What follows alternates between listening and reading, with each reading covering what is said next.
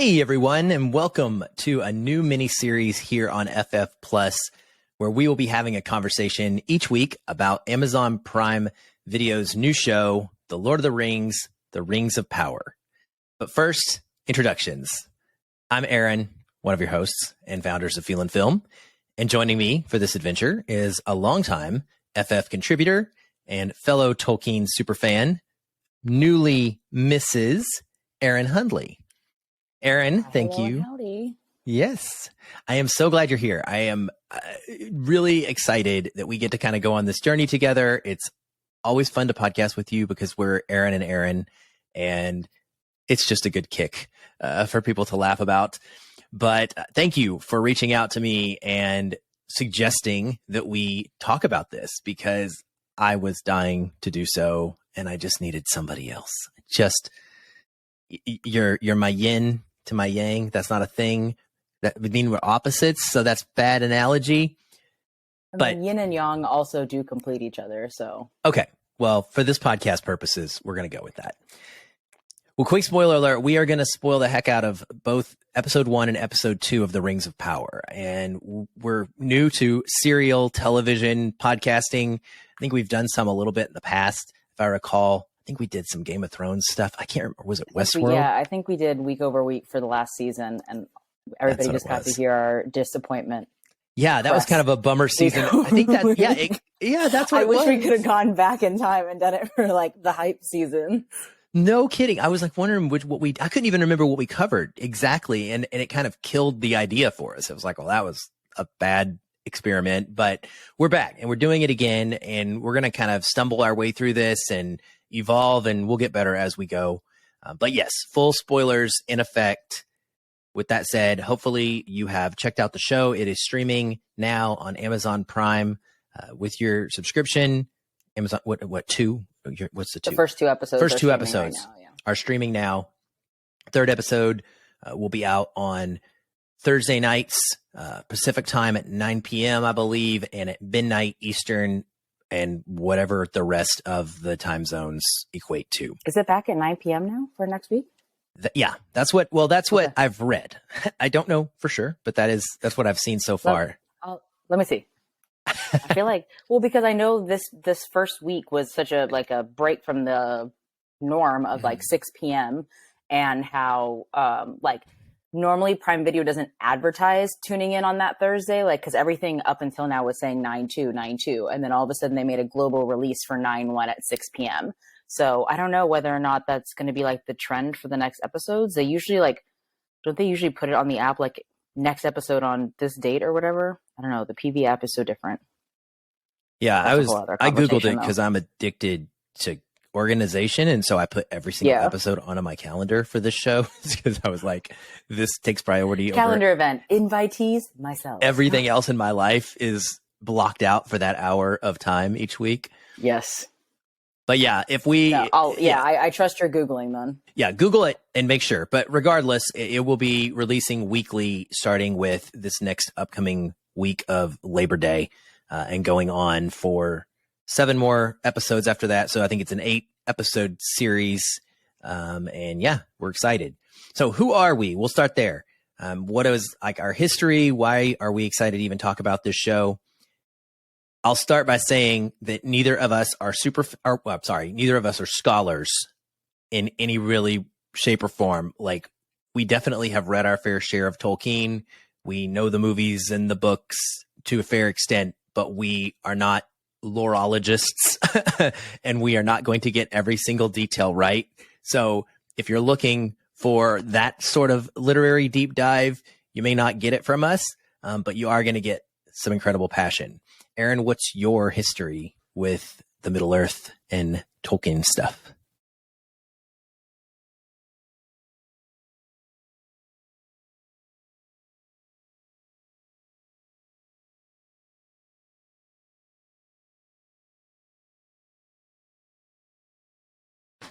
You're on mute. Son of a nutcracker. So I was first introduced to Professor Tolkien's work with The Hobbit. I read that for the first time, I want to say in 8th grade. That was my first big dive into huge world building fantasy, and it really like set the bar, which is really hard to compare things to after that. But I used to read The Hobbit and Treasure Island every year without fail.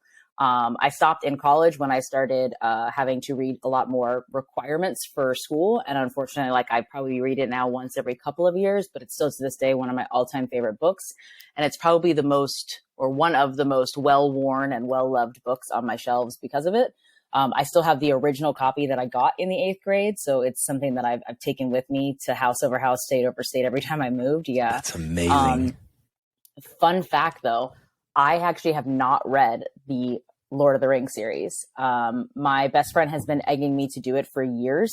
I have wanted to do it for years, but I'm also afraid that the minute I start, I'm going to want to delve into all of the other ones too.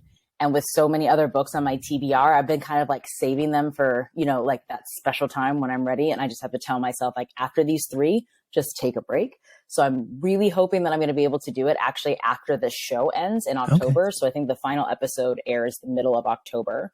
And so I'm thinking that I'm going to be able to set aside like those as like my 3 winter books, since like I read pretty voraciously when I try to.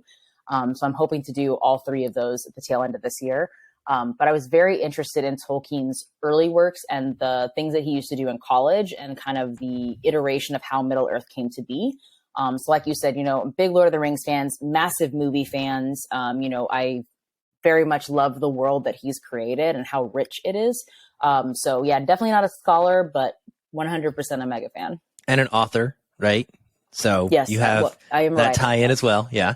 So you're a writer, and I can see where there'd be some extra inspiration just from kind of learning about the way that he created this, because it is very special in the world as far as the depth of the whole society and languages and everything that he was able to create.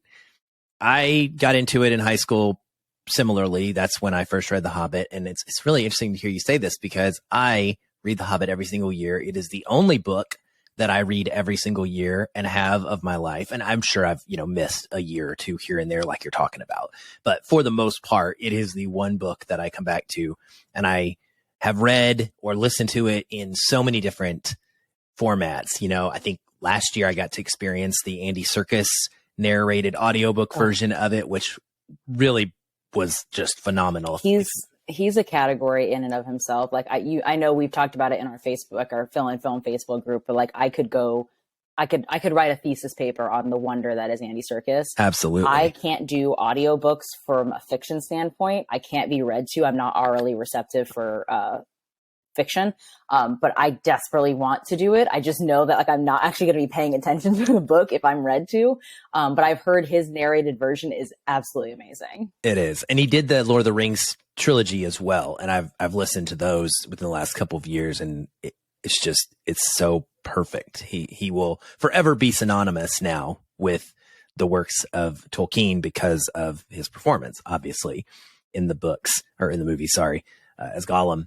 So yeah, I mean, I latched onto it at a young age. I don't know why, but I just fell in love with it. I think the idealism of the world really appealed to me. I loved wizards and Gandalf, and I have just immersed myself. I've read a lot of the side stuff, not all. I mean, I've read this. I've tried to read the Silmarillion several times, so I've read parts of it here and there. I've probably learned more about the stories in the Silmarillion from an Tolkien encyclopedia that I have, where I kind of like get like the bullet point notes, paragraph notes. I've heard it's semi-dense to get through. It's like reading the Bible. It's definitely not for anything. Yeah, it's really rough. But Children of Hurin, I read a few years ago, an absolutely incredible story. Baron and Luthien, I actually just read a couple days ago because I felt like it was relevant to a specific plot line in this, and I wanted to have that knowledge. Everything I've ever read, I adore. And I have a cat that's named Strider after Aragorn. My dog is a red dwarf of a puppy named Gimli. So I'm pretty obsessed with this world and universe, and have been very excited about the show. And so did you do any, like, aside from rereading that story, did you do any other, like, Lord of the Rings prep work to go to the show? Because, like, I personally and very intentionally went into the show blind.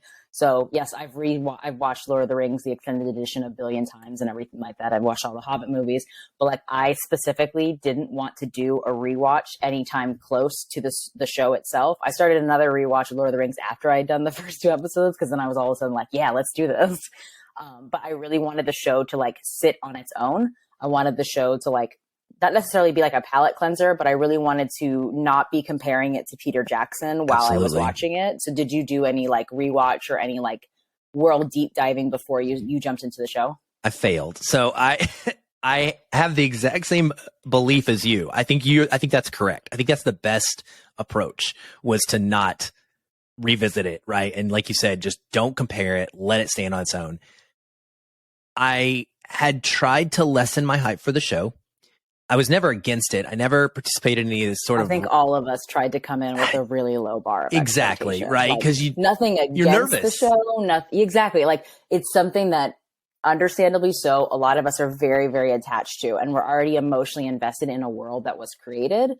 So it's not necessarily that we're all like, oh, this show is trash, it's going to be awful, but we're all keeping our expectations low so that we don't end up with another season 8 Game of Thrones. Right. Exactly. Like, it just, go over above, just, it could be decent and we would feel better about it that way. And so that was my plan leading up to the show. I actually didn't watch a lot of promo for it. I tried to stay off and I didn't read the big articles and the magazines that came out. And about 3 days before it launched, I gave in and I rewatched the movies. I've had the 4K copies for a while and I was like, it's time. I got to try these. And so I rewatched the trilogy and just, I fall right into it. It's like a warm blanket for me. And I was ready to go and hyped. And luckily, we'll get into our reactions, of course, here in a minute, but luckily it did not have any sort of negative effect. It could have. It certainly could have. So it was a risk, but I dodged a bullet, and it didn't. It added to it for me in the end instead of taking away from it, thankfully.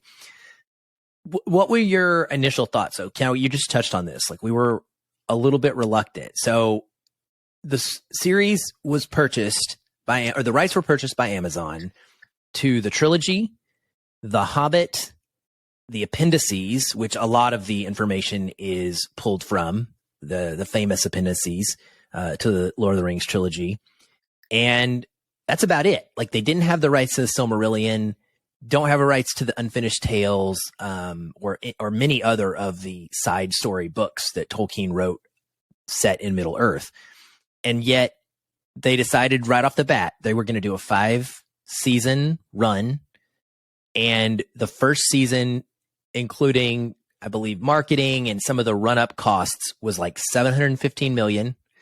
It's been rumored that the whole show is going to cost probably over $1 billion when it's all said and done, which is a lot of money if that is true. Even for this first season, it's tracking right now at the most expensive show in history per episode. There is a lot of expectation that comes with having the rights to this, following up Peter Jackson's, like, where were you when it got announced and leading up to it? So what I find really interesting is that so much of this was kept so quiet for so long. So it was one of those things where, like, there were some rumors, especially when it came to, like, the bidding war and the rejection and everything like that, and what they were actually going to be able to secure the rights for. When I found out that, like you said, like, they didn't secure the rights for a lot of the other side stories, but really for stories that had already kind of been told already, I was really interested to see what they were going to do, because I was like, okay, well, like, if you only have access to Hobbits and, like, concerning Hobbits and Lord of the Rings, I just assumed that they were going to essentially retell, maybe, because I have always felt like books that are high fantasy, we all, again, Peter Jackson, absolute GOAT. Those movies are beyond, approach. You cannot criticize them and not be looking like an idiot. But fantasy books in general, I have long held the belief that they are better for TV formatting than movies, because yes, Lord of the Rings was one of the very first movies where all of us were willing to sit in a theater for 2+ hours every single film and be fully immersed in that. However, it doesn't mean that a lot of stuff still wasn't left out of those stories.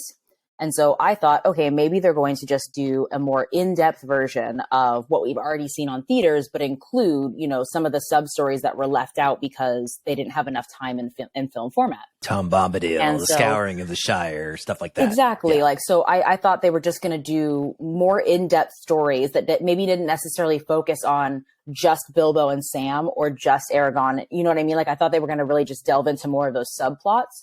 But then when we found out that what they were creating was they took essentially the appendices and wrote a story connecting the dots and the lines of what they were able to piece together between the prologue concerning hobbits, appendices, and Lord of the Rings. And the fact that they chose to do this at an age that is so far removed from the stories that we've been given so far is pretty impressive, in my opinion. The writers that they announced were going to be helming this journey are incredibly talented writers. I think all of us were, again, nervous and hesitant. All of us came into this with a lower bar of expectations. And I feel like almost all of us have seen some beloved stories be ruined. I'm still very, very hurt over the Aragorn movie. It will forever be something that has scarred me when it comes to book to film adaptations. But when I went into it very, very hesitant, but I can absolutely say that they set themselves up for success. So I kind of went into that first episode well, as long as they didn't just set everything on fire, they've put all the dominoes in place. Hopefully somebody just has to tip them over and it goes okay. Yeah, I think I was in a very similar book. Gosh, why can't I? This is early on a Sunday morning. This is not a normal podcasting time. Similar play.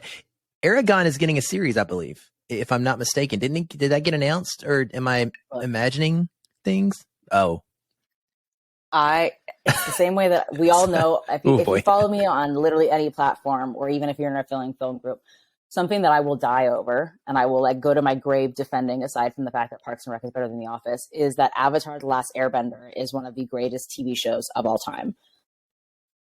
When I see that all of a sudden these companies are oh, we're going to do a series of this. Yeah. They've also said that they're going to do that with Avatar. They said it's one of those things where I refuse now to get my hopes up until when I don't, I haven't seen any concrete evidence that I'm oh, I could actually get at least a little bit hyped for this. So Aragorn as a TV show, to me, does not exist until I see something concrete that says this is actually happening. I like it. I think that's fair. That's very fair. And you're right. We've all been burned by adaptations that have not lived up to our expectations. And there's just an inherent inability for any adaptation to ever be fully 100%. Complete, right? Because they're just different formats, and we It's love your them head both. Also, nothing's going to ever be what it is in your head, because it's not like the director was hey, let me download your brain juice and then I'll put it on screen. That'd be cool. I'd sign up for that if cool. there's somebody wants to, do that and spend millions on my version. But I feel the same way, and I agree 100,000% with you about the adaptation of fantasy stories being better for the small screen storytelling than movies, which is crazy because I'm much more of a movie guy overall. But these are epic stories by nature. We are following multiple characters, multiple interweaving storylines across an entire world. You just can't pack it into even a 4-hour movie and it be as complete and as thoroughly engrossing and emotionally affecting as it could be if you were to get the budget, do it right, and do it like Game of Thrones has done, and like we see and expect and hope that this series is going to be able to continue to do. It just is the optimal format when you can pull it off. And I think that a lot of people, and I know we have it there on the side, but a lot of people expected Prime to handle this show in a similar fashion like Game of Thrones, where it was going to be a lot of special effects thrown in, a lot of sex, a lot of nudity, unnecessary violence, especially violence against women. The earlier seasons of Game of Thrones were atrocious when it came to their treatment of women. And that's something that I think a lot of us kind of had niggling in the back of our mind. Are they going to do this to kind of get people in the door and hope that this, shock value gets people there? So I think that there was also that hesitation of, the big, large format fantasy shows that we do have exposure to right now use a lot of gratuitousness in their film styles that can really like pull people out of the story. And Lord of the Rings has never been about like massive amounts of violence against a specific group or even like a specific character subtype. I guess, I mean, orcs kind of, I guess. Yeah, orcs don't count. They're like not a main like driver. Evil. So like exactly. By nature. Yeah. So it wasn't just like Aragorn just randomly like decapitating, hobbits as he, rode through the Shire or anything like that. So I think there was also that form of hesitancy for all of us, is that all of us were like, how are they going to handle this? Is it going to be a show for adults? Is it going to be a show for everybody? So I think there was also that level of, how are we going into this? Hopefully, actually, that'd be interesting. What if we got like an episode on an orc redemption story? The orc that no longer wants to serve Sauron. And the orc that falls in love with an elf. Oh my gosh. Now, see, that is the kind of storyline that I would expect from Hollywood and would just drive me crazy. We can make a Hallmark movie out of it. Oh my goodness gracious. It's got to be Christmas. It's got to be Christmas. I love you. Oh. Urukai, love you. That's it. Oh my goodness gracious. Somebody hire this woman immediately. You're welcome. Oh, okay. Well, with that, let's get into this actual story that does exist and that doesn't involve yet any orcs that are falling in love with elves. The story is set in the Second Age, just to set the stage for anybody that should need any sort of reminding about this. And it is roughly 3,000 years before the events of The Hobbit and The Lord of the Rings, which was set in the Third Age after the defeat of Sauron.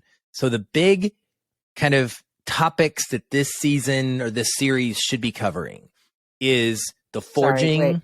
Go ahead. Good question. Yeah. Good question. Sauron or Sauron? Oh, do we have to agree?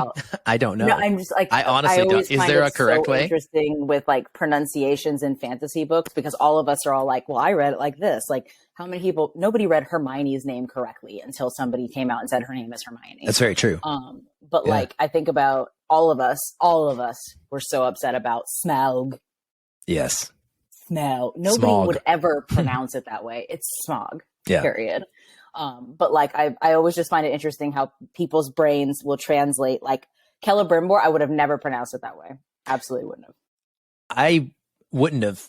I only know how to pronounce his name because of a different piece of media that I'll talk about when we get to his section. Okay. But I call him Sauron. So are you a Sauron?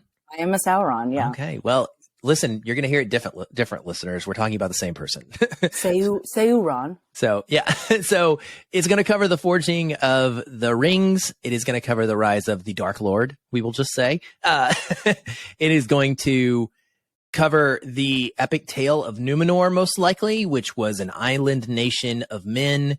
They were gifted this island kingdom by the gods.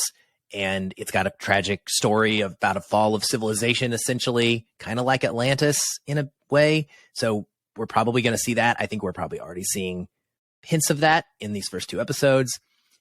It's going to show us a bunch of a last alliance of men and elves back before they kind of stopped working together.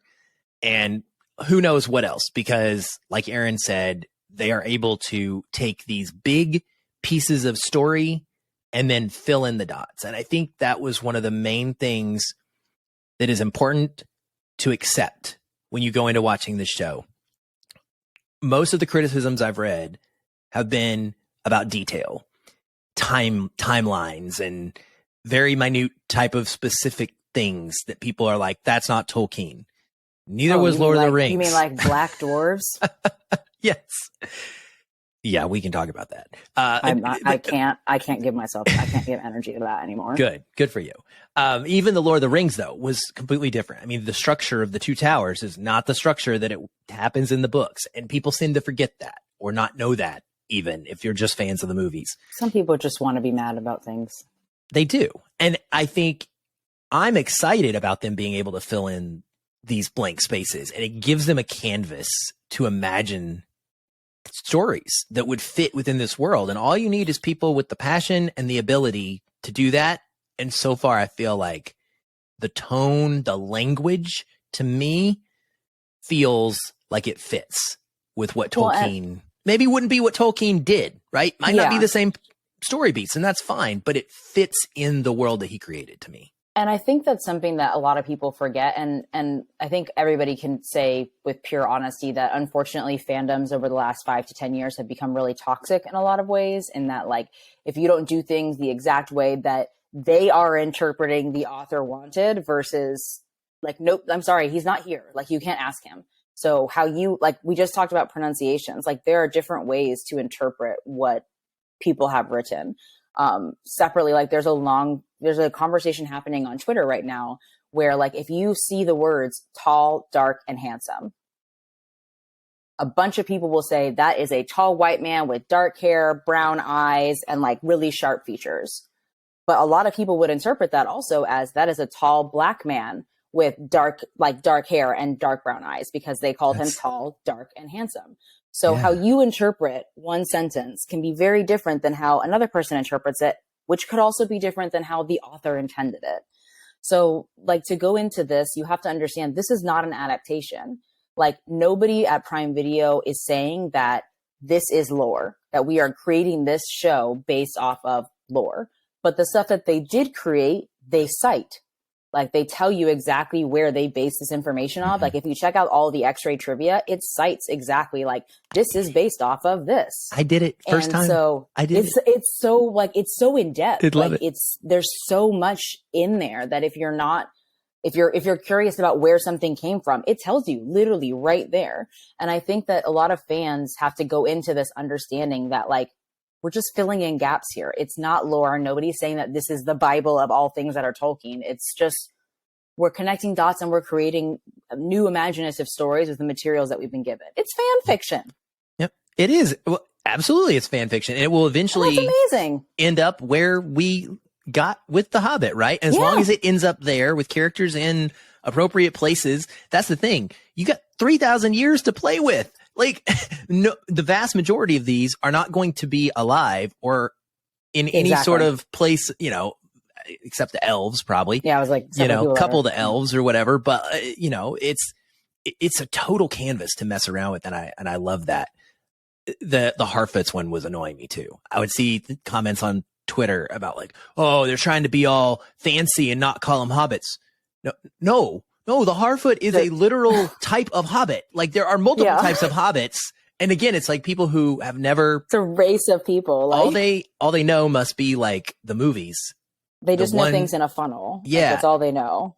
And I don't mind people who only know those things. I just mind people who pop off as if they know more than they. Yeah. Or people really that claim that even if they only know this, they're not open to experiencing or gathering different information. It's like people that are like, no, this is the way it is, period. And it's like, no, just like expand a little bit. Just step I've had a outside blast. yourself, I have an encyclopedia, like I mentioned earlier, that has, you know, paragraphs, and it's like alphabetical order. And I have used it so much in the last few days, even just prepping for this episode, or I've watched the episodes twice each, and I just have pulled it out and I've just been diving in. And I was like, oh yeah, okay. So what about this character, and kind of following dots and little like lore pieces. And it's just been such a blast. There are new characters too. And there are new characters. Like, Hallbrand didn't exist before, I don't think. Like, no, we have no idea where his storyline's going to go, which I'm like, ooh, interesting. Yeah, I agree. Those mystery pieces, that's another thing that I noticed about the series format when I was watching it this time, was there's this scene at the end of the second episode where Durin and his son are opening this box, and it's shining, and we're looking at it from behind the screen, right? In a movie, you don't do that. You just show what's in the box and you move along, because you're not trying to leave a mystery for us to think about. Intrigue, right. Yeah. But of course, I'm like, oh my God, is that the Arkenstone? Is there like, is this a predecessor to the Arkenstone, right? Yeah. That's eventually going to find its way to the Lonely Mountain, Erebor, which I climbed apparently. Yeah. Sorry, and, I got focused. So hey, at least it's fantasy. We'll give it that. It's got magic and stuff. So anyway, okay. Well, I think the best approach for this is to talk about storylines, because that's the way shows are structured. So let's just start. We got the opening, which in general I felt was incredible way to suck us in to this world. And we learn right off the bat, Galadriel is going to be our POV character. She is kind of going to narrate us / be the main and take us through this story. I just got to say, I am blown away already by Morfydd Clark. Hopefully I said that correctly. You can correct me if I'm wrong. You know, and I don't know her. She could, I mean, they could. I think she's Scottish. I don't know. I was gonna say, I think she's Scottish. Yeah, I was gonna say, ask your husband. Tell me if I'm wrong. Okay, well, he's Irish, so. Well, I know, but yes, okay, sorry. I don't want to I didn't mean to but they're similar. Ooh, you're in trouble. Oh, are they not? See, she's there Welsh. I go. She's Welsh. Okay. She is a Swedish-born Welsh actress. Interesting. I didn't even know Welsh was its own country until I started watching Welcome to Wrexham recently. It's Wales. Wales. Sorry. No, I didn't know that Welsh was a language either, but they have a language. Oh, God. Yeah, they don't use vowels. It's very weird. It's very interesting. You should look up, it's like the longest word without vowels in it is a Welsh word. And really look it up and just see how you, just try to pronounce it. It's insane. Okay. But yeah, no, Morfydd Clark, she's we open with the younger version of herself, but I thought the opening, I would almost call it a prologue because it really does give a good snapshot of information so that it can ground people in where you are right now and what's happened that led up to how elves even got to, how they left Valinor, how they got to Middle Earth. I thought that first opening sequence of let's break this down. Let's talk about because they know fans are going into this with existing knowledge. They know fans are coming into this after having watched The Hobbit and Lord of the Rings. So I thought this was a smart way to set the stage. Yes, it does get a little, show versus tell, which I know can get frustrating from a fantasy perspective. But there are just so many storylines in Lord of the Rings that I think this was the smartest choice they could have made with what they had available to them. We see a fell beast downing a great eagle. And I was geeking out so hard at the visualization of what they showed us in this prologue. It was just awesome. The whole thing, the whole setup with her and Finrod as kids and, kind of some foreshadowing about her journey that she's going to be on. And then leading up to her automatically, right from the start, being given to us as a badass warrior, as more than just a normal elf. She is someone special. That mourns through revenge, not just sits on the side and cries in a absolutely dressed. And is on a mission, an absolute mission to source out this evil and eradicate it from the world and not accept that it might be gone because you haven't seen it for a little while, but to truly make sure that it doesn't exist any longer. And we get the amazing one action scene for her. I love that they were reserved with the action, that we haven't got a ton of it in these 2 episodes. I think that it's much better that way. And just watching her take down the snow troll was, my jaw dropped. I was just this is awesome to see her be that dominant that quickly, because our only movie knowledge of Galadriel is as Cate Blanchett playing the character, 3,000 years later. Who can do no wrong. Gone through some stuff. She's super powerful, but what would she have been like, right? How does she get to that point? And oh goodness, it set the tone so well. And I thought they did a really good job because I feel like a lot of the female characters that we got in Lord of the Rings and The Hobbit were definitely very effeminate, and there's nothing wrong with that. But they were very much even Eowyn? Hobbit elf. Talia? Talia? I don't remember her name. Yeah. She was made up.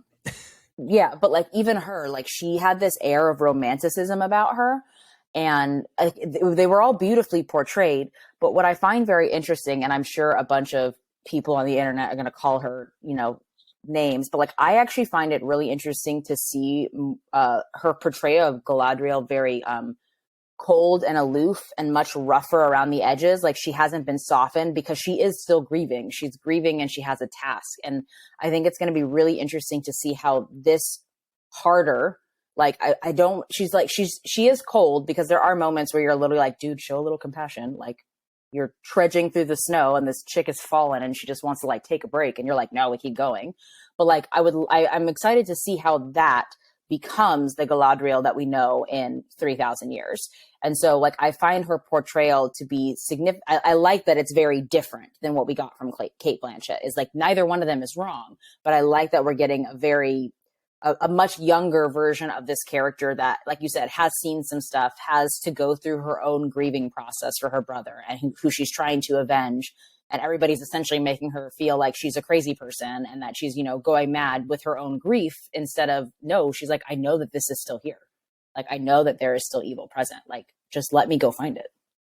Absolutely. And she is continuing in that mood all the way through the end of the second episode. She ends it by telling Halbrand, and she's like, you will take me to the last known location and I will hunt them from here. Like, she tells him, she doesn't ask him. She's like demanding things. And I agree. It's going to be fun to see the progression of that, because obviously you catch more flies with honey.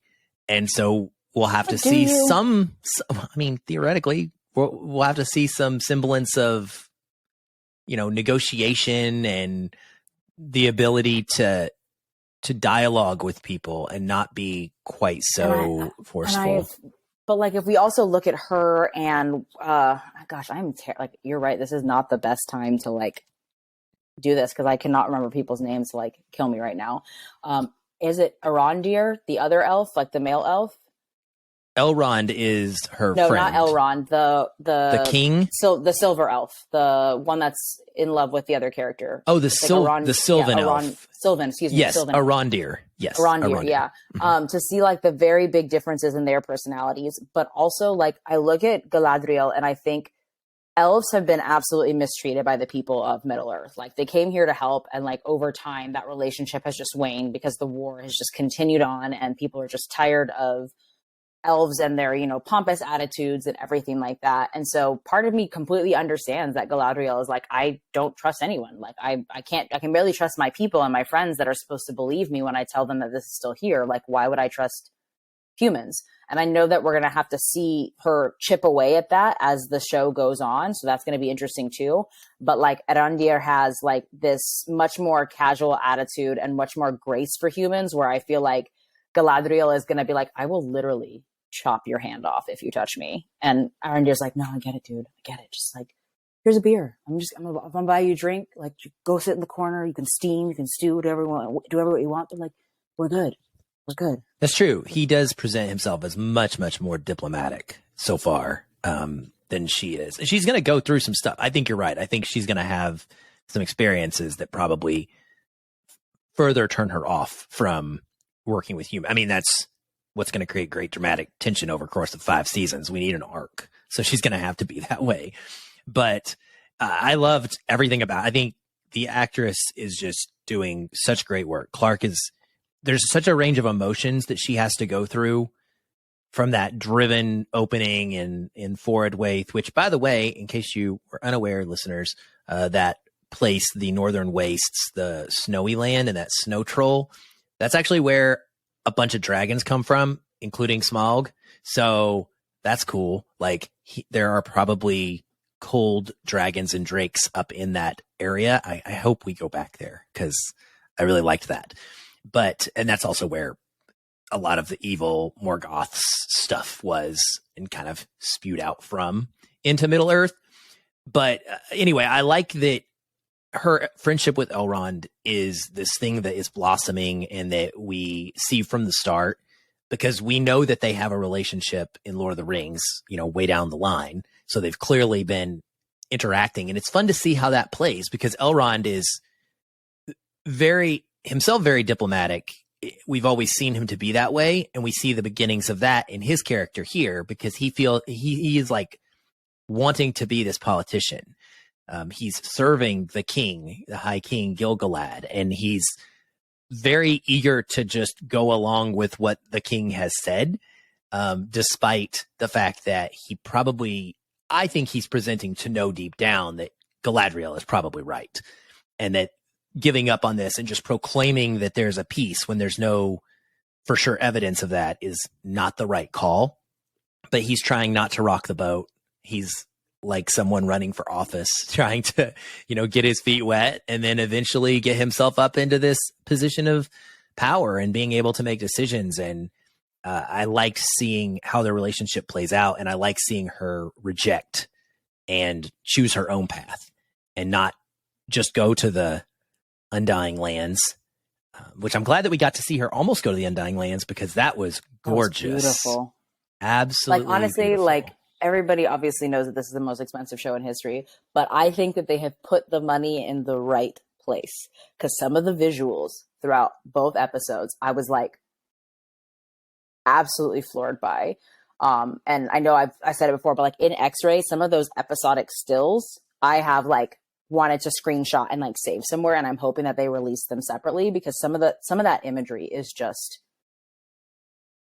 like I can't even, you know what I mean? Like, it's just, it's gorgeous and breathtaking and awe-inspiring all at the same way. And like, to watch her go through that, like that sequence of events at the end of the episode where she does make a different choice than what everybody's wanting, because like you're sitting there watching, you're like, wait, did all those people on the boat just like dissolve into sunlight? Like, did they blow up? I don't know what happened. Like, they were there and then like got really bright and she jumped off, but like, did the clouds swallow them up? Did they just disintegrate? And they say like Valinor is actually just you dying. But like the Undying Lands is actually, you have to enter it by dying. But like they're like that whole sequence of events where you're seeing what she's going through mentally, what Nori's going through, like you're seeing its pattern so beautifully. And each tone of each scene as they go through that final sequence of events is so beautifully rendered and gives such different varying imagery across Middle Earth, that I think that it was the perfect way to wrap up that episode, is to show everybody's going through something that's going to be triggered by this one inciting incident, but on completely different playing fields, completely different, you know, locations all across Middle Earth. And I like the ending of that episode was gripping. Yeah, definitely. I think that's part of how it's going to separate itself too from the Lord of the Rings, because the Lord of the Rings is wholly centered around the quest of the Fellowship in this one group. Yes, they split and we get two different paths within that, but this is many different races that are all over the place being affected by these new evil that is appearing in different ways. And they're not just all going to come together and be a group, and we're going to see them do things separately. And we're going to have these experiences from their perspectives and their cultural perspectives, which has been awesome so far. Do you think anything of Halbrand and how that whole thing? So we got the worm in the ocean, the big ocean dragon, which was cool and scary.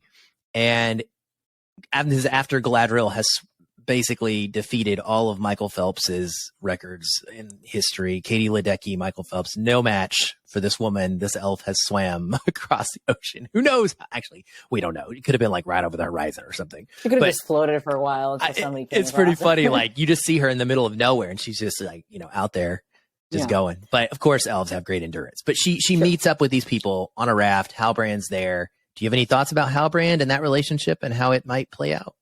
I really hope it doesn't turn into romance. I know that I'm in the minority here, but I actually love shows and I love stories that don't center around romances or unexpected romances. I really hope that I love Doctor Who. My favorite companion that Doctor had was Dr. Donna. So like another person that was literally like his cheeky older sister, and they just like badgered each other, but they were best friends. Like, I love those relationships because we don't get them a lot in shows and in movies anymore. So I hope that they both temper one another more than anything else, because it's very clear that both of them are distrusting towards the other, but for very different reasons. So I think that it's very clear why Galadriel is not trusting of humans, but it's not quite clear why Halbrand is not trusting of anyone. So it's not, I don't even think you can tell he's not distrustful of her because she's an elf. He's just distrustful. So You can tell that he's just been through stuff, and like, we don't know his story yet. And I don't know. I think that there's definitely got to be some magical element to like a component of him, but I don't think that he is like, I don't know. Like, I think he's gonna, and I'm interested because he is a brand new character. Like, we don't know anything about it's him exciting. yet. I know it's exciting. I'm trying to piece together what I've got and where it could go, and I don't know. I have two ideas of. I think he could be a Numenorian, and our link to Numenor, the way he talks about his kingdom being kind of burned to the ground and, going away. I don't think he's Numenorian. He's in the middle of the ocean. That was the other thing. But yeah, he does mention the south. I think he's running from something. Like, I think he is running from something. I think that's why I think he's from the mainland. Like, we're in Hawaii. But like, you know what I mean? I don't think he's from Numenor.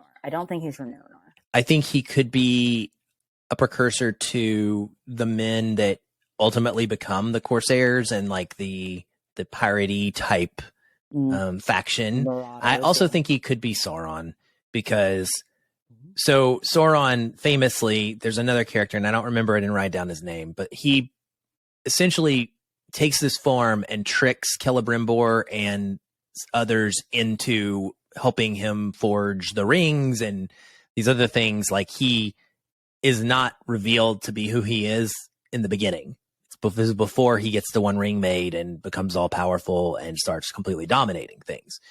And if they use the same character name when he appears, then we're all going to know who he is. And I thought, well, this could be an interesting twist, is to give him a different name, make him have an interaction with Galadriel, and then I didn't think about that. That would be interesting to me. So obviously we'll see, but I don't know. But I like you, I'm just hyped that there are these characters that I don't know. I can't go just open a book and be like, oh, this is where Halbrand went in 580 or whatever it is, So yeah, I'm pumped for that. But love I think what they're gonna do, honestly, is they're gonna give you little droplets that make you think this could be him or this could be them. Like, I think that we get that with The Stranger. Oh, 100%. I think the whole point is it's going to be leading up to something when there is obviously going to be a grand reveal of who this person is. And there is going to be that betrayal. I don't know why my brain literally never connected that it could be Halbrand. But now that I see it through that lens, I think it's going to be several people. There's something about Celebrimbor. I don't like his face. I don't trust him. I don't trust him.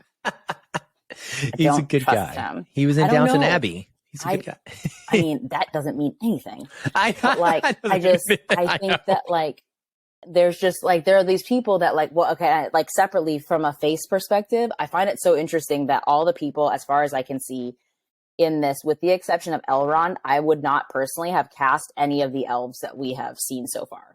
I don't think they have the bone structure, nothing against them physically, but bone structure wise, Celebrimbor to me looks like a hobbit. He does not look like an elf to me. I feel like they went with a similar bone structure too for the elves. Yeah. And it is a little weird to get used to. It's just not what I had Legolas. Legolas is Orlando Bloom set a bar that no man, woman, child, or anything in between could cross. Orlando Bloom is Orlando Bloom, and he is Legolas. And then there is when I divorced my husband, this very for blocky Lee jaw. Pace, he will expect that. Okay, he has accepted that Lee Pace is Lee Pace. So I mean, you can't hit that again. Yeah. I mean, I'd hit it again, but the casting for these was an interesting choice because, like you said, they're all of similar bone structure, but I would not have chosen that based off of the description of the elves. But there's just something about Celebrimbor I just don't trust. I don't trust. Interesting. I don't trust it. That's good. I like that though. I like that it's giving you those vibes because that'll make it fun to watch. Well, let's talk about The Stranger because you mentioned him. So let's go there next. Let's talk about the Harfoots. They discover The Stranger. We meet them early on.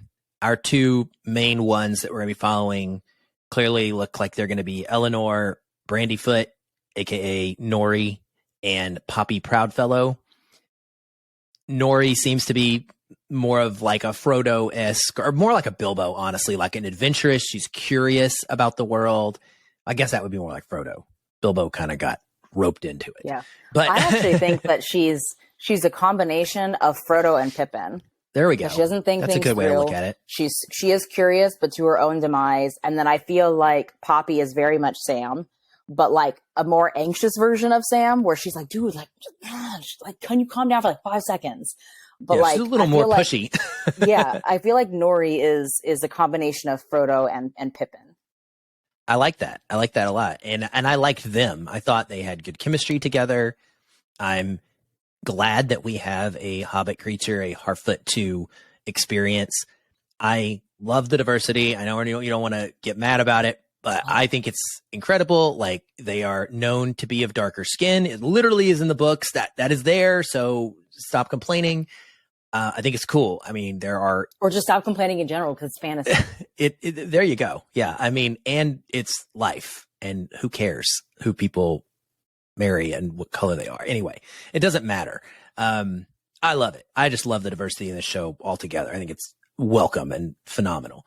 And I love the way that they are introduced. They are kind of like out there exploring, getting the berries, and they are discovering like these poisoned crops that things are happening. And there's this wolf, this one shot of this like really creepy wolf hovering in the distance. Or do you think is it like a warg? I think so. I wanted it to be more than it was. And I immediately like went to the encyclopedia and I was like, okay, there's a werewolf in the books that kills Galadriel's brother Finrod, and that wasn't in the prologue, and I wish it had been. Maybe it's this werewolf character, but that's a whole deeper dive that I don't think it's that. I think it was probably the precursor of a warg.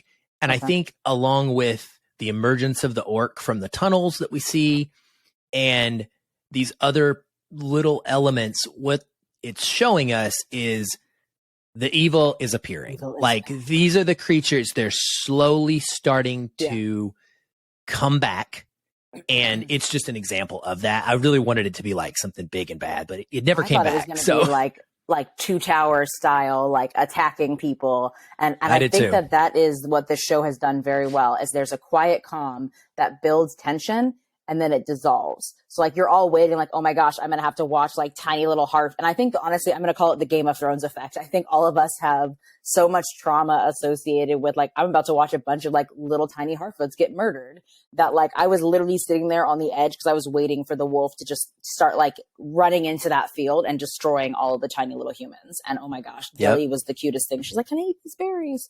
But like, it just sat there, and then Nori was like, all right, let's go. And, she told Poppy why, and like, everybody was like, all right, let's go. And then it was just done. And I was like, oh my God. Yeah. You just know it's hovering. Like it's just there. It's there. They don't know it's there, but you know it's there. And you're just waiting for the moment when it eventually is going to have to come out and what's going to happen. I also love. The wolf just wanted to graze in peace, and we're the ones that are putting tension on it. I looked at the fake. It was not hungry, but like maybe it's a vegetarian. It was hungry for Harfoot is what it was hungry for. It could be a vegetarian. Just one of those berries. That's all. Just trying to live his best life. I love that there's a dad. There are parents. Yes. Parent hobbits. This is a unique thing that we've never experienced before, and a cool dynamic to see. And I thought and they're caravan people too. And I think that like, it's really important that they're showcasing like, and again, this is where trivia comes in really handy, as it talks about how like they travel year over year. They migrate the same path every year. They're creatures of habit, which we know hobbits and Harfoots they tend to be, which I completely relate with, is like, they know these are the times of years that we go from here to here to here. They generally are, hidden characters. They don't want to be bothered, and they don't want to bother others.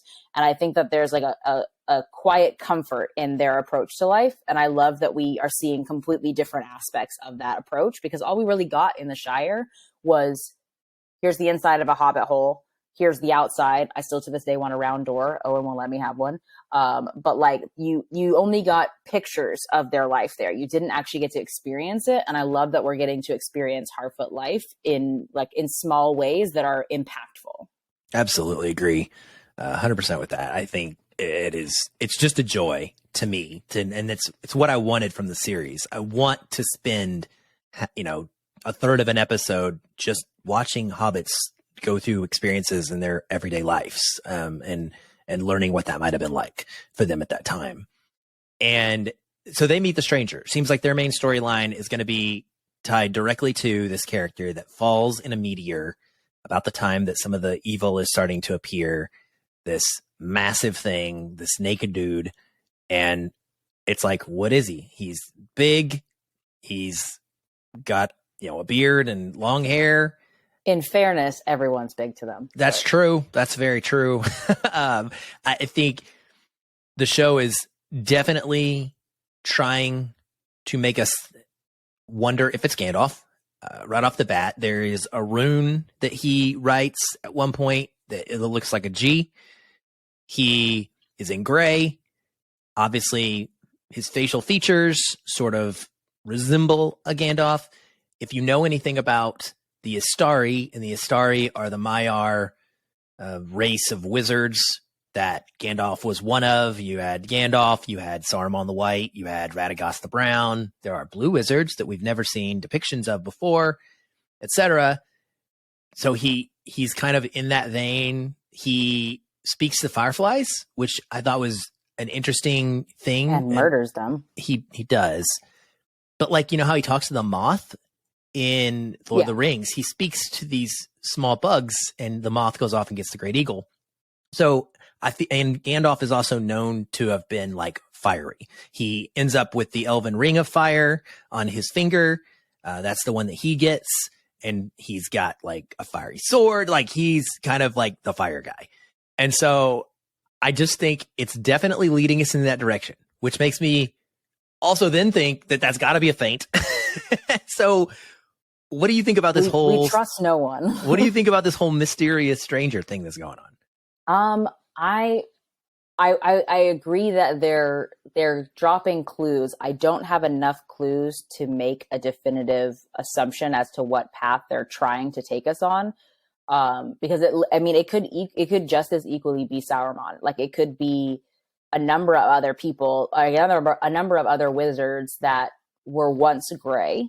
And so I think it could go either way. And with us getting the uptick of Sauron at this time, it could very easily be another direction that they're trying to take us in. I think they've done a really great job of leaving clues. But how we interpret those clues are different person to person. I thought that he did a good job of showing that there's a power there that almost he doesn't understand, and the parallel of events like when he's writing in the dirt versus, Nori's dad. And I thought that was important because they haven't necessarily shown whether or not he caused it or whether or not it was a happenstance of events, because we know that Harfoots and hobbits in general are very suspicious and superstitious creatures. So knowing that, that's what Poppy was worried about, is that, you brought this, stranger into all of this. All of a sudden the crops are going to wane, stuff's going to happen. And Nori's just like, I know he's important. And then right away, her dad gets injured. So it's one of those things where you have to factor in, is he an evil entity that doesn't know that he's evil and he's causing these things? Like I said, Poppy was where all the fireflies died. Is that intent? Did he intend to kill them, or was he just trying to use them as a vessel to showcase where the stars are? So it will be very interesting to see where they take it, because there are a lot of things that seem to be happening around this stranger that nobody knows whether or not they're caused by their presence, whether or not he itself is causing them, or whether or not it's happenstance. So I think that it's important to also try to step back and look at the overall picture of the show and not as things as individual stories. Because they do show when he strikes as a meteor, they show the perspective of every single main character we've met so far, seeing that meteor come down. Yep. So we also have to take into account that his impact, whomever this person is going to impact everything greatly. We just don't know what the level of that impact is. And I think that tying Nori, seeing Nori and Poppy both have very different reactions to the stranger, obviously. But then we don't actually see any of the reactions from Elrond or Celebrimbor, or all we see is them see the meteor, and Galgal, we only see him see it and then nothing else. We haven't had a reaction from them or anything like that. So I'm interested to see whether or not they bring up what they saw, because I feel like the elves and their reading of the stars, because they have such high regard for the stars, it would be interesting if they just skip over that. But we see Celebrimbor and Elrond, they're just walking through the woods at 2:00 in the morning for some reason. But all of a sudden oh, what's that bright light in the sky? And it goes over and then it goes to another person. So we haven't actually seen how it impacts anybody else yet.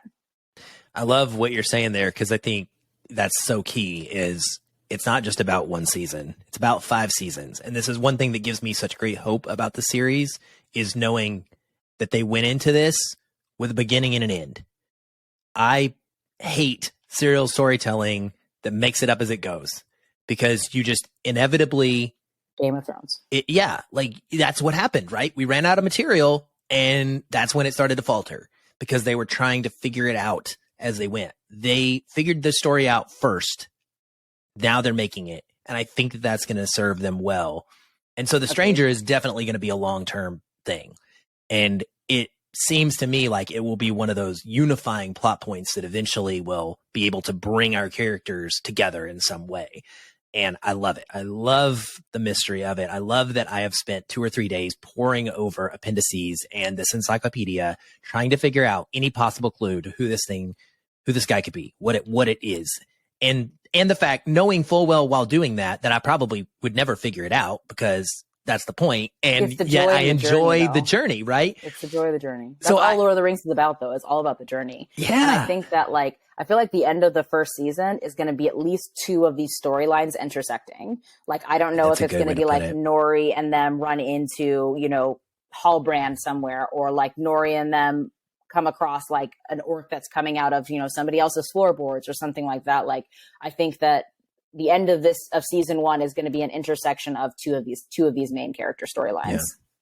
The other thing about Gandalf is that he has always, from our knowledge, had an affinity and a love of hobbits. And this would make perfect sense as to, well, why would he love hobbits? Well, because the Harfoots are who found him and like initially took care of him while he was coming into his being as this new form and trying to figure out and learn what it was. I won't be mad if it's Gandalf. Gandalf is like one of my favorite ever top 3 or so characters in all of fiction. So it won't bother me, but I also will equally, I think, love if they totally surprise me and it's a blue wizard or somebody we've never seen before. But I'm excited to find out where that goes. Bronwyn, the healer, the human healer, her son Theo, and Arondir, the Sylvan soldier that we talked about a little bit earlier. This seems to be our romance subplot. There, your face. We have an interesting comment that is made by Arondir's partner, elf friend. I think his name is Medhir or Medor or something. That he talks about how elves and humans have only had 2 relationships previously, and they both ended in tragedy. He's not quite correct. I think it's a fun piece of storytelling here, where in his perspective, he may, stories get passed down, and he very well may think of these as tragedies. He's referring to Beren and Luthien, Beren being the human male, Luthien being an elf. Beren, in order to get with Luthien, her dad's like, bro, you need to go get me a Silmaril, which is essentially a suicide mission. He tries, he fails. They end up getting to be together for a little while. Then he ends up going back out the second time to trying to get the Silmaril, and he gets himself killed and ends up ultimately getting to be with her in like spectral form. So it kind of is not a tragedy ultimately, because they end up together in a different way. The other pairing is, what was it? I wrote it down. It is, where did I write it? A couple characters. So their names are Tuor and Idril, and Tuor being the male, Idril being the female or male human, Idril being a female elf. They actually end up together, and after some bad things happen, Tuor gets to be like the first ever human, to go to Valinor and be in the Undying Lands. So again, not really. Is it really like that bad? Maybe. I feel like tragedy is perspective based more than anything else. Is like, I'm sure the controversy that those 2 races coming together and what that caused amongst both humans, elves, as well as the families or partners of people involved.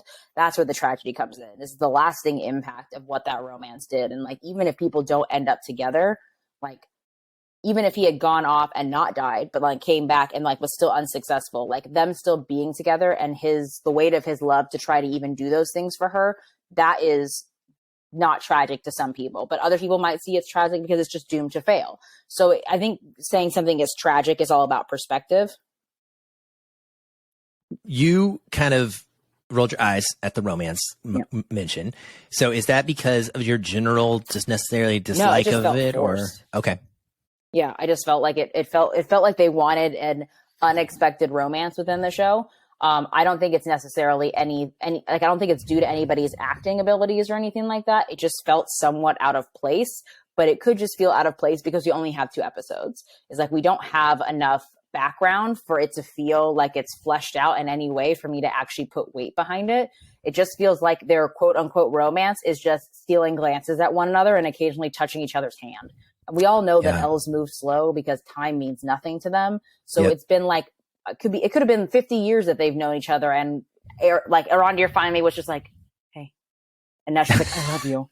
Like, we just don't know because we have no backstory. All we know is that they have flirtatious glances at one another, which essentially makes Bronwyn like a pariah amongst the other humans in this village. Her son is a douche canoe. Like, her son is like, he's like a 13-year-old boy, so I get it, but like, with no dad. Okay, but your mom is like doing the best that she mom's can. Awesome. I know. And like, it's just clear that he's been like his thoughts have been poisoned by like other people in the village and stuff like that. Mm-hmm. But like, I don't know. I just felt within the first 2 episodes, it just felt like they were trying to drop the seed of like, I love you. But like, does he though? Because it just literally just feels like he feels an emotion, but because he's an elf, he's like, I don't know what to do with this emotion. I think it might be because I like just being near her. But like, it didn't, like, there was like, you could tell they were trying to portray romance, and they did a good job of portraying it as this is how an elf would portray romance. Yeah. But like, I just haven't been able to give weight to it myself yet because I haven't seen anything to me that screams that they're both willing to like for each other. You know what I mean? Like, to me, romance is that sacrifice. Yeah, it's definitely early, and I agree.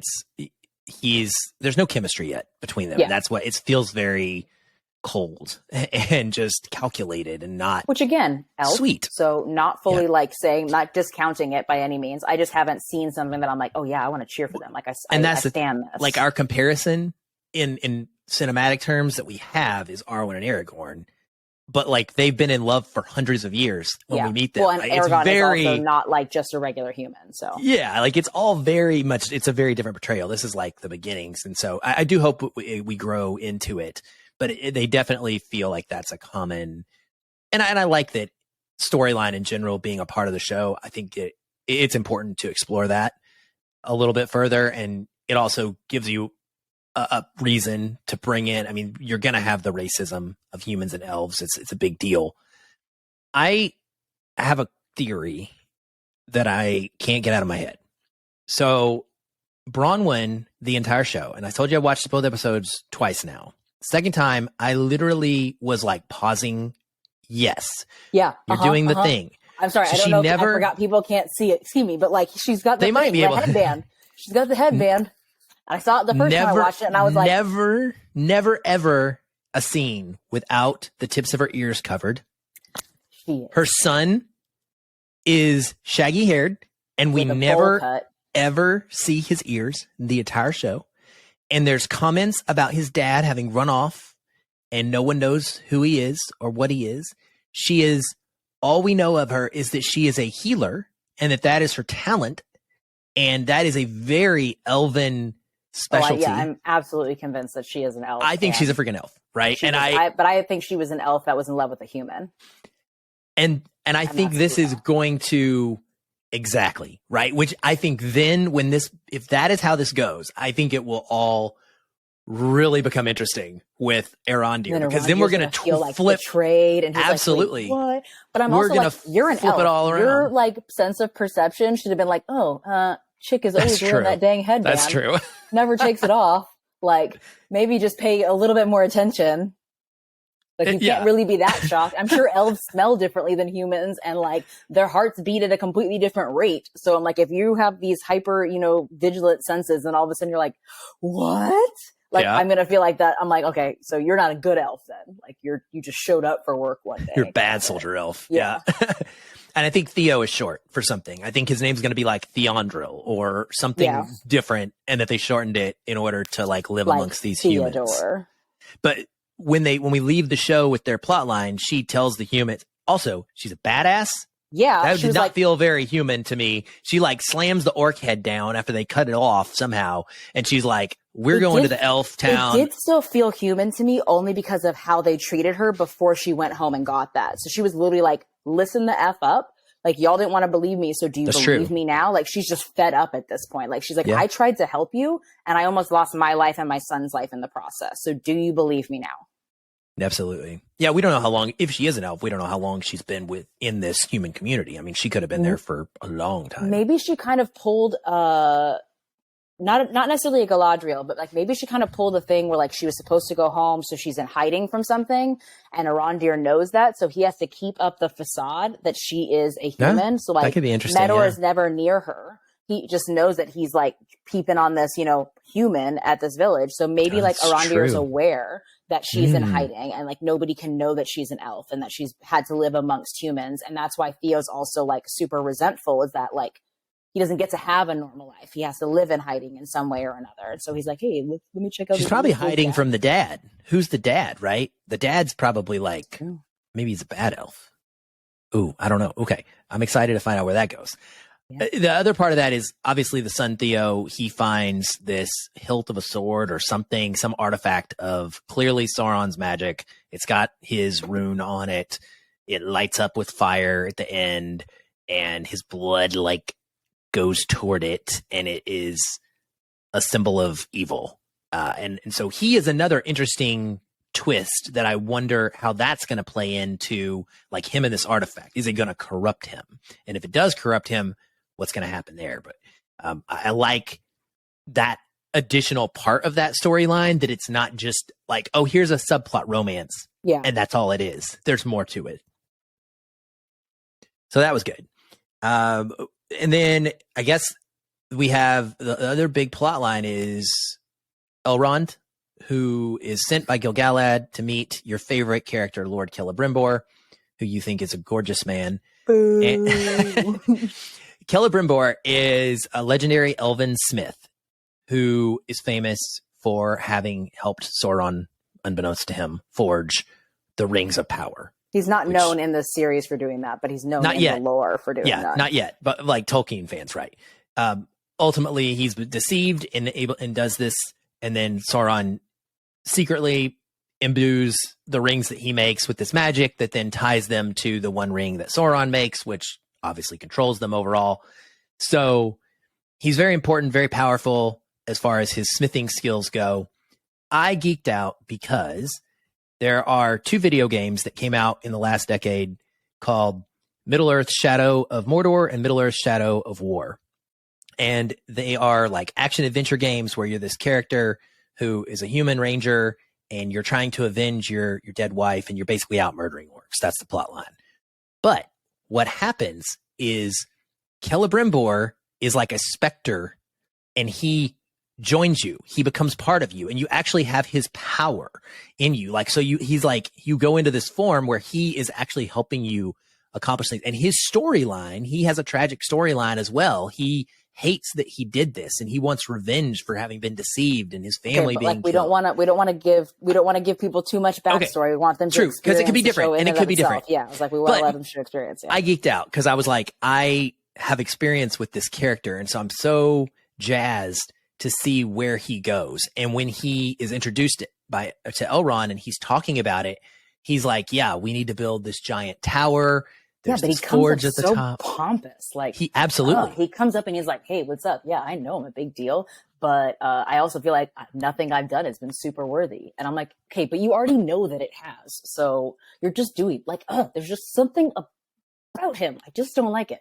Well, I think that's probably leading to the kind of personality that would get deceived, right? Yeah. I mean, and that's what we're seeing is like, he is probably going to be so happy that he gets this opportunity to make these incredible things and help, that he doesn't even think about the outcomes of them and the potentials for danger. Yeah. And I mean, you could say that about almost any inventor throughout history, is that like, they're there for the science, they're there for the creation of something new. And then they find out what people use that new creation for. And it's like, that was not what I intended. Or like, if I could go back in time, I would undo it. But like you geeked out over like him, and like, but you geeked out because you knew the history, like you knew whatever. But yes. Absolutely, I like was vibrating in my seat when we went to Khazad-dûm. Like, okay, yeah, lead us there.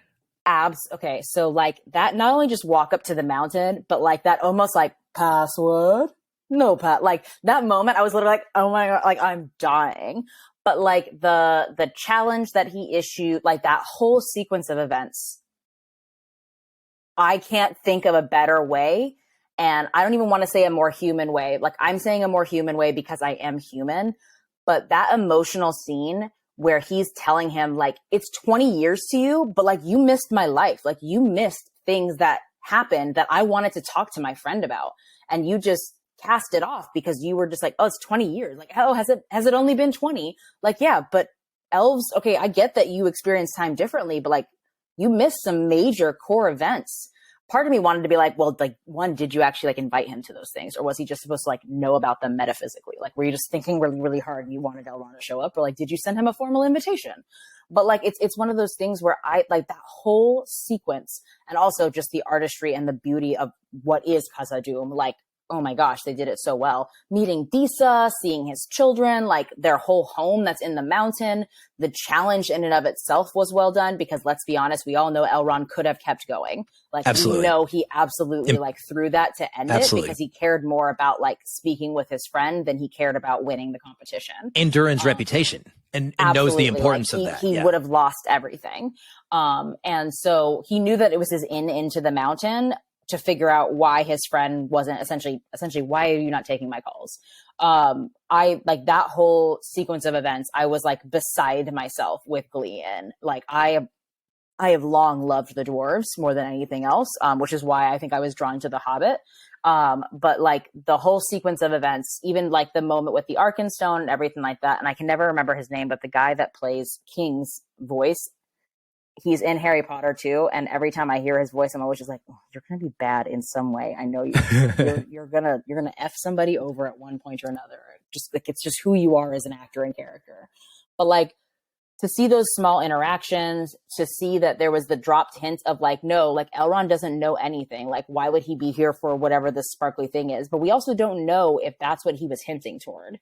He was just like, no, Elrond doesn't know anything. We think that he's saying like, he doesn't know anything about this potential Arkenstone, but we don't, like, it could be something completely different and completely unrelated that he's surprised Elrond doesn't know anything about. So like, there were a lot of really good clue drops within the first 2 episodes, but like those moments in Under the Mountain, like, so happy. So absolutely happy. Yeah, I am like you, same reasons. I mean, I love the dwarves. That's why I named a dog after one. And I think that it was just so awesome to get to see a dwarf family, much like the Hobbit families, right? The Harfoots. We got a wife and kids. They didn't rise out of the ground. They're not just a bunch of warriors on a quest. Maybe they go on a quest and they fight things later, but they have families, they have homes. And it adds an additional layer to when you rewatch like The Hobbit or The Lord of the Rings and you hear dwarves talk about losing their families and losing their wives. And the reason that they're on these quests, right, to like restore their communities. And it's so much more impactful once you've seen the community in action and you start to have a heart for that and connect to it. Disa, again, I don't even think I said this in the beginning, but to me, I made this tweet. I said, I think that this show is showing us that the Second Age is about women, and not in some like forced political blah, blah, blah, blah, blah crap way. But every single race has women that are equally important and equally powerful and strong and meaningful to this story. And that is so fantastic. Because and they're not there for the purposes of, and no pun intended, but they're not there for the purposes of dwarfing men and not there to like browbeat men. But they're also not there to just be subservient to men or there as something that is just furthering the plot along. And I think that that's super important, is to be specific and say that they are equally important, not that like, this is a movie about women taking their power back or like women, showing men that they can do what they can do. It's literally like, nobody's sitting there being like, oh, you don't think I can do this because I'm a woman? Let me show you. Like, it's literally just showing that like in all of these communities, women provide equal value in one way or another, whether that be, getting food, making food, reading to children, teaching, like raising people up, like they're equally important components of a home or of a culture. And I think that that's super important. Gosh, yes. I'm glad you clarified that, because that's what I meant by the Second Age belongs to women. Even though it sounds like I'm probably saying, I know, like, I knew what you meant. Yeah. But I that's what wanted I to meant. be clear that like I knew what great. you meant. It wasn't about like only women are the important parts of this story. It's that women were equal parts of this story. Yes. And Disa is a part of that, is, a big part of that. And it's first dwarf, female dwarf we've gotten to see. And she was awesome. Like, I just immediately fell for her. What does Aragorn say? Like, it's the beards. Yeah, he does. I was fully expecting her to come out and be like, It's just so great. Like, you could see their dynamic, and we get to hear the story of their romance, and just like any couple, like a little bit of a difference of opinion. And, he's like, oh, it was at least 5 weeks. And she's like, no, it was 2. I love it. I absolutely love it. Like, it gave it a human element. Like, and again, I'm saying that as a human watching it, but like there was something very natural about everything that they did. And I loved that. And her resonating story, like I didn't know anything. I didn't know what that was, but she's talking about this idea of singing to the mountain and how it helps them find things and also locate things that she was like, we probably shouldn't be messing with. We shouldn't be digging down. We know what's down in Khazad-dûm. We know where is what is lurking. The wells dug too deep. Yeah. So there's a hint of that, and it's just like that's an essential part of their mining community, not just hitting it with an axe. Yeah. Because you're a guy dwarf or whatever. So yeah, I just absolutely loved everything about Khazad-dûm, and I'm really anxious to see where that storyline goes and how they get involved. And I think having the Elrond and Durin the Fourth friendship blossom in such a different way than a Legolas and Gimli, it's really cool. And it's going to be neat to see these two leaders versus these two warriors of these two cultures and how they navigate their own. And they're also leaders who are both in the same position. Durin the Third is the king. Yeah. Prince Durin the Fourth is, second. He's not there yet. Same with Elrond. He is They're both the number one. In the wings, yeah. Yes, but they both have responsibilities as leaders regardless. Absolutely. And how are they going to impact and challenge possibly the orders and the beliefs of the people that do make the decisions when they feel differently? So it's so good. I'm really excited for this season. I think, like, I will say, like, they set up the first 2 episodes really well. I'm eager to see how this bleeds through the rest of the season. It's interesting that they chose to not release. I mean, it's very strategic that they chose not to release this as binge, that we're all going to get it week over week until October 14th. So yeah, no, I'm really excited. I definitely would recommend that if you're confused about why things are the way that they are, there have been a lot of articles written about this as well. Check out the appendices. The X-ray trivia is great as well, as far as citing where certain things were influenced and or inspired by. But yeah, I'm really excited to see what they do with this. I think I'm in now that I've gotten through the first 2 episodes. I feel same here, more hopeful, and I'm hoping that it doesn't come back and bite me in the butt. Yeah, I mean, all we can do is ride with it and enjoy it while we have it, and be honest about how we feel about it. And that's what we're gonna continue to do week over week. But so far, so good, and I couldn't be happier. I'm hyped. Well, okay, cool. Well, this was great. So much fun. I love it. Tell people where they can find you on social media if they want to come share thoughts about this with you. Yeah, for the most part, you can find me on my blog, essentiallyrynne.com, or essentially Erynne on Instagram. Erynne is spelled ridiculously. It's spelled like a character from Middle Earth. It's ERYNNE. But yeah, essentially Erynne on the important, most active platforms. Yeah, I love the way your name is spelled, by the way. I think it is very unique and special. I just tell people my parents were drunk. Yeah, they weren't, but it's easier to tell people that. Yeah, I guess. That's true. Well, they won, even though they were drunk. They did it right. And you can find me at Erynne L. White, AARON ELWHITE on Twitter, Facebook, Letterboxd, everywhere. And then, of course, the Feelin Film Twitter account. And we have the Feelin Film Facebook discussion group, which there are links to join in the show notes of this episode and every episode that we put out. And you can find Erynne talking about movies and TV and everything there as well. Thank you all for listening. We hope that you will continue to go on this little journey with us as we explore the idea of doing a series, and just geek out with us as we talk about Lord of the Rings each week for the next couple months. Thank you for listening. We will be back soon.